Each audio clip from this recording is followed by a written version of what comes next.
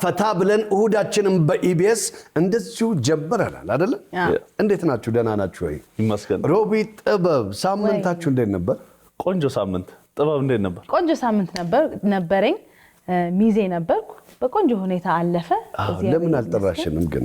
ነው ብያችሁ ነበር እንግዲህ አልመጣችሁም። ይሄ ደግሞ ምንም ማድረግ አልቻልኩም። ግን እኔ ከጀርባ ስትነጫነች ሰምቻታለሁ። አቤት ሰርግ ማለት እንደዚህ ነው፣ ሚዜነት እንደዚህ ነው፣ አድካሚ ነበር ጸጉር አሰራሩ፣ ለሊት ተነስተን እንደዚህ ብለን ምንድነው ያላደረጋችሁት ነገር? የሌሊቱ ብቻ ነው የከበደኝ። ሌሊት በቃ ማን ይነሳ እንደዚህ ተከስክሽ በስንት አላርም እንደተነሳ። ሰርግ ውጤቱ ነው የሚያምረው አይደል?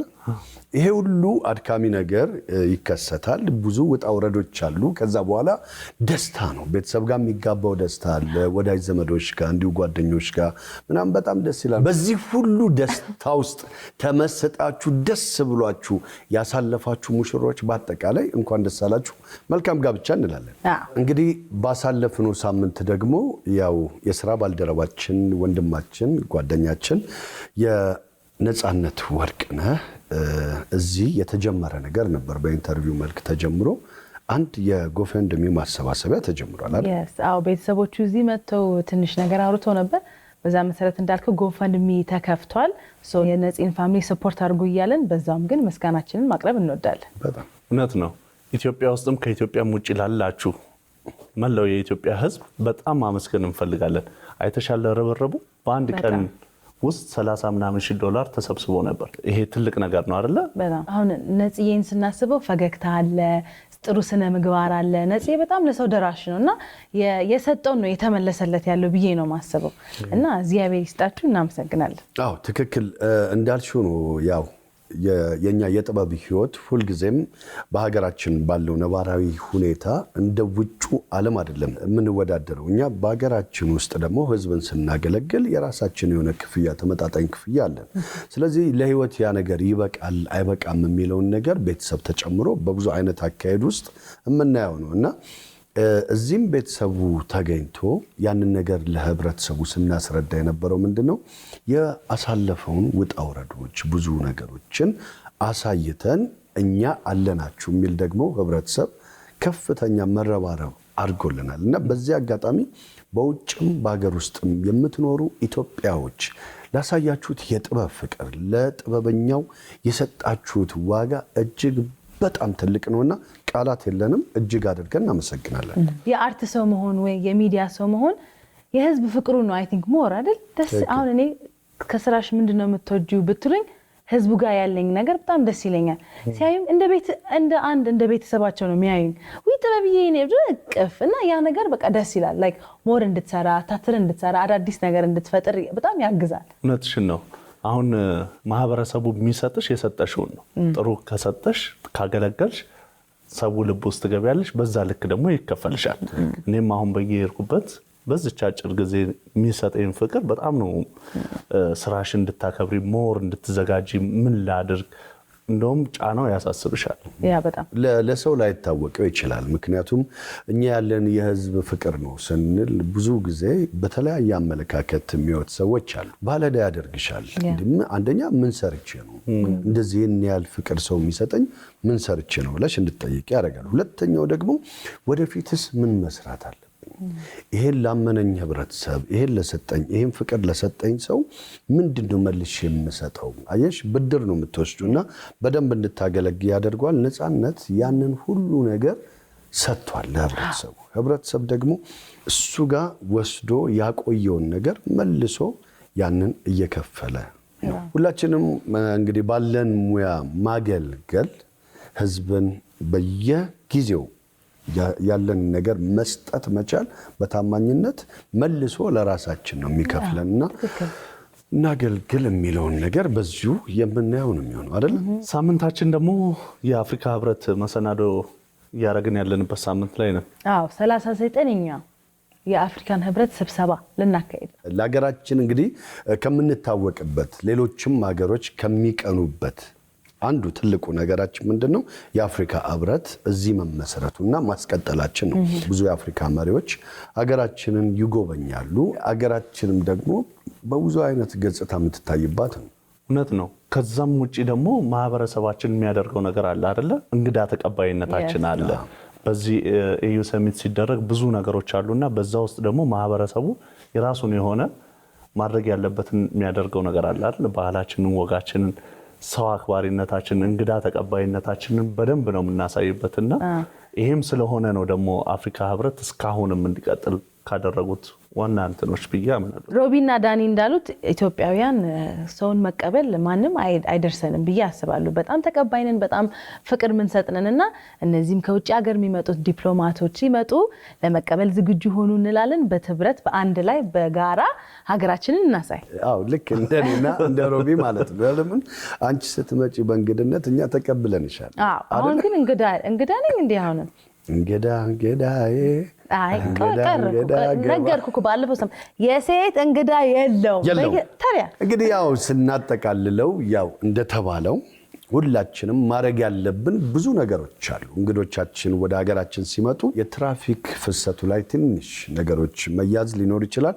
ቀደም እያልን ወደ ስራችንም ስንሄድ ከምንገባበት ሰዓት ቀደም ብለን ትራፊክ ሊይዘን ስለሚችል መጨናነቁ ሊኖር ስለሚችል ሁሉንም በአግባቡ እናስተናግዳለን። ደግሞ ለዚህ በአሁኑ ለየት የሚያደርገው ሀገራችን ሲመጡ የውጭ ዜጎች የሚደነግጡ ይመስለኛል። ምክንያቱም ትልቅ ለውጥ አለ ሀገራችን ላይ። አካባቢው ላይ ሀይቆች አሉ፣ ብዙ ሀይቆች፣ ሰራሽ ሀይቆች በጣም ነው የሚያምሩት። እነሱ በጣም ተውበዋል። ውጭ ሀገር ብቻ የምናያቸው ነገሮች እዚህ የተከሰቱ ነው።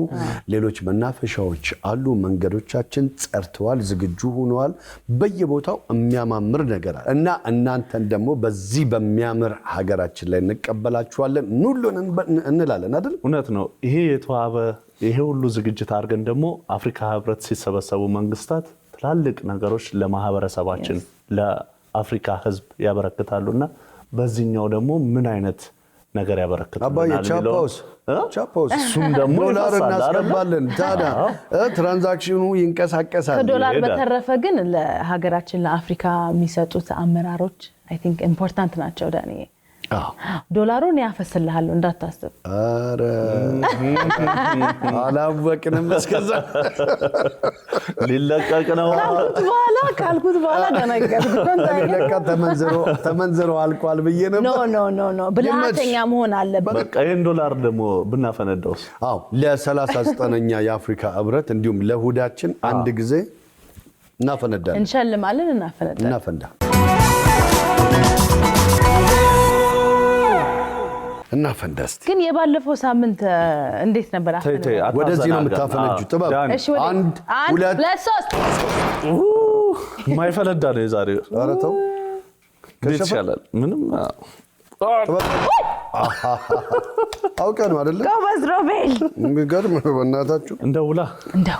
እንደውል ባለፈው ሳምንት ጠየቅሽ፣ የመጨረሻውን አወጣሽ።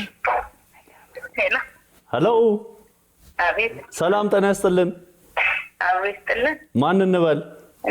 ሉሊት እባላለሁ። ሉሊት ሉላ፣ የኛ ሉላ አይደለም ሉሊት። ያው ነው። 24 ነው። እንደምን አለሽ? ከውድን በኢቢኤስ ነው የምንደውለው። እንዴት ናችሁ? ሰላም ነው? ደህና ነን። ከ24 ነው ያልሽን? አዎ። እንዴት ነሽ? ደህና ነሽ? ሰላም ነሽ? እንዴት ናችሁ? አለን ወሳለን። ሰላም ነን። ከዚህ በፊት መልሰሽ ታውቂያለሽ እንዴ ሉሊት? በጣም ከብዙ ጊዜ በፊት አስፋው እያለ ነፍሱን ይማር። እሺ ነፍሱን ይማር። ምን ደረሰሽ የዛኔ? ማይክሮዌቭ የባለፈው ሳምንት መላሻችን ነሽ እና እስቲ መልሱን ንገሪኝ። ዶክተር ሌኒ ገብረመድህን በትክክል ተመልሷል። ዳኒ ነው ዛሬ የሚያወጣልሽ። እሺ መልካም እድል። አሜን። 1 2 3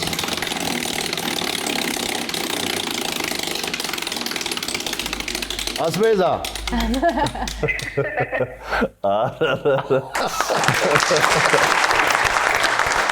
ሉሊት አቤት። ጎጆ ወጥተሻል እንዴ? አዎ። እቃ እያሟላሽ ነው? ምን ይወጣልሽ ይመስልሻል? ምን ይወጣልሽ ይመስልሻል? መፍጫ። ጎበዝ። አንቺ ሉሊት እያየሽ ነው እንደ ፕሮግራሙን? ፕሮግራሙን እያየሽ ነው ከምስጋና ተርፈሽ ነው ያረፍሽውና በትክክል ሽንኩርት መፍጫ ነው። እንኳን ደስ አለሽ። ግን ጎጆ ከወጣው ቆየው አልሽ። ስንት አመት ሆነው ጎጆ ከወጣሽ? 6 ዓመት። 6 ዓመት። እንዴት ነው? አሪፍ ነው? እኛም እንውጣ ወይስ እንዴት ነው? ኧረ አዎ ያስፈልጋል። ቆንጆ ነው። ቤት ውስጥ የጎደለው ሽንኩርት መፍጫ ነበር አለ። 6 ዓመት ሆነኝ እኮ አለ። ግን መቀየር አርጅቷል። እንቀይረዋለን። እሱ ነበር ያሳሰበች። ለዛ ነው እንትን አልሽ። ኦኬ እንኳን ደስ አለሽ ሉሊት። ስልክሽን እዚሁ ላይ ስላለ እንሰጣታለን። ተመካከሩ። እሺ ከጥበብ ጋር ተመካከሩ። እሺ ሉሊትዬ እናመሰግናለን። እሺ ተሳትፎሽ ይቀጥል። እሺ ሉሊት ከአራት እናመሰግናለን። መልካም እሑድ፣ መልካም ሰንበት። አሜን ለሁላችን። እንግዲህ አሁን ደግሞ ባሳለፍነው ሳምንት የተላለፉ ብዙ ፕሮግራሞች አሉን። ከነሱ ውስጥ አንዱን ለይተን የምንጠይቅበት ሰዓት ላይ ደርሰናል አይደል? ለመለሰ ደግሞ እንሸልማለን። ለመለሰ ሰው ደግሞ እንሸልማለን። እንጠይቅ። ዳኒ ልጠይቅ። አመሰግናለሁ። ሮቤል ባሳለፍነው ሳምንት ስለ ጤናው ፕሮግራማችን ላይ አንድ ቦታ ሄዶ ነበረ። የት ሆስፒታል ነው የሄደው? ስሙን አምጡት። በ7696 ኢ ብላችሁ ስትመልሱ እኛ ምን እናደርጋለን? ሲዳን ለመሸለም ያው ጥባው ገምች ተሽከርክሯል። ያር አስቤዛ ወጥቶ ታብሌት። እንግዲህ እናንተ መልሱ፣ እኛ እንሸልማለን። ዘና ፈታ ያለው እሁዳችን በኢቢኤስ እንደዚህ እንዳማረበት ተጀምሯል። የተለያዩ ፕሮግራሞቻችን ጋር አብራችሁ ቆይታ በማድረግ ተደሰቱልን። መልካም ሰንበት።